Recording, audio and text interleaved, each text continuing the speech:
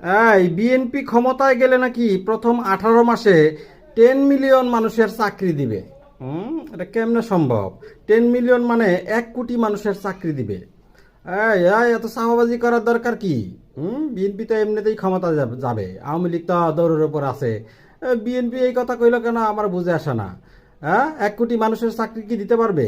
এই 18 মাসে কি মিল ফ্যাক্টরিতে দেশ ভরে ফেলবে? হ্যাঁ, উন্নয়ন আর উন্নয়ন। আমাদের ওই যে সাবেক প্রধানমন্ত্রী শেখ হাসিনা বলেছিল না, 10 টাকা কেজি চাল খাওয়াবে, ঘরে ঘরে চাকরি দিবে, দিয়েছিল। এগুলা এই ক্ষমতায় যাওয়ার জন্য অনেক ধরনের চাপাবাজি করে। কি বলো তোমরা? হুম এই 18 মাসে কি 1 কোটি মানুষের চাকরি দিতে পারবে? অশিক্ষিত কেমনে চাকরি দিবে 1 কোটি মানুষের? কথা একটা কইলেই হয়ে গেল।